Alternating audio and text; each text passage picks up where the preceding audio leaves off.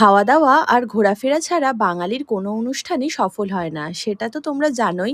তো তোমাদেরকে আগের পার্টে দেখিয়েই দিয়েছিলাম যে আমি রেডি হয়ে নিচ্ছিলাম বিকালবেলা ঘুরতে যাওয়ার জন্য। তো সবাইকে আরো একবার জানাই শুভ নববর্ষ, নতুন বছরটা সবার খুব খুব ভালো কাটুক। তো আমি তো তারপরে রেডি হয়ে বেরিয়ে পড়েছিলাম আকাশের বাইকে চেপে। আর সত্যি কথা বলতে জানো তো, আমার না মনে হয় গাড়িতে বসে বসেই চারিদিক ঘুরে বেড়াই, কোথাও যেন গাড়িটা না থামে।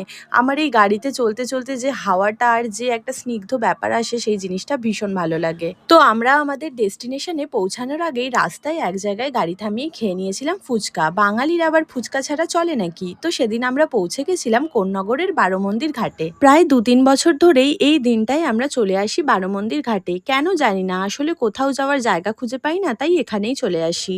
এই ঘাটটা এতটাই বড় যে অনেক লোক একসাথে থাকলেও এই ঘাটে কোনো ধরনের অস্বস্তি ফিল হয় না। আর পৌঁছানোর পরেই আমার যেটা মেন কাজ থাকে, ফটো ভিডিও তোলা, সেটাই আমি করা শুরু করে দিলাম। তো তারপরে আকাশের সাথেও একটুখানি ভিডিও ক্লিপ নিয়ে নিলাম। এর সাথে দূরে থাকলেই ঝগড়া হয়, আর সামনে থাকলে এর মুখটা দেখলেই খালি আমার হাসি পেয়ে যায়। এবার তোমাদের দর্শন করিয়ে দিলাম মহাদেবের। এই মন্দিরটা হচ্ছে বারো মন্দির, আর এখানে 12খানা শিবলিঙ্গ আছে। আর সেদিনকে এতটা পরিমাণে গরম ছিল যে গঙ্গার সামনে দাঁড়িয়ে থাকা সত্ত্বেও আমরা ঘেমে চান হয়ে যাচ্ছিলাম। কি আর করা যাবে, ঘুরতে যখন গেছি কিছুক্ষণ তো ওখানে বসতেই হতো। কিছুক্ষণ বসবার পর আবার কিছু ফটো ভিডিও করে আমরা জগন্নাথ দেবের দর্শন করে আবার শ্রীরামপুরের পথে রওনা দিয়েছিলাম। আমাদের শ্রীরামপুর বটতলার সামনেই আছে একটা কাবাবের দোকান। এই দোকানের কাবাবগুলো ভীষণ টেস্টি, আর সাথে খুব রিজনেবল প্রাইসেও পাওয়া যায়। তোমরা যারা শ্রীরামপুরে থাকো তারা কে কে খেয়েছো এই দাদার দোকানের কাবাব, অবশ্যই কিন্তু কমেন্ট করে জানিও। সব মিলিয়ে নববর্ষের গোটা দিনটা কিন্তু আমার দারুণ কেটেছে। আর আমার আগের পার্টের ভিডিওটা যারা এখনো পর্যন্ত দেখোনি তারা কিন্তু অবশ্যই দেখে এসো গিয়ে। তো চলো, আজকের মতন ভিডিওটা এখানেই শেষ করলাম। ভিডিওটা যদি ভালো লেগে থাকে তাহলে অবশ্যই একটা লাইক করো।